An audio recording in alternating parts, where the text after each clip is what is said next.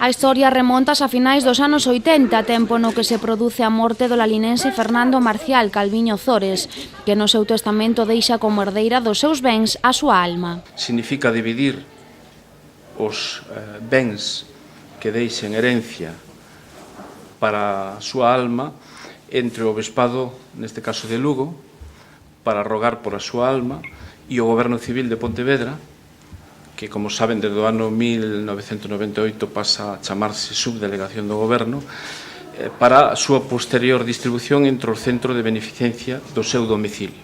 Na medida do posible, entre o centro de beneficencia de Lalín. No 2006, o Estado, como herdeiro fiduciario, efectuou xa as primeiras doazóns. Cos cartos da venda de varias fincas rústicas propiedade do finado, recadan 8.100 euros que doan á Espadeza, 3.900 euros á Asociación para a Protección dos Anciáns de Lalín, que recibe 3.000, e a Mideza, que levou 1.200 euros.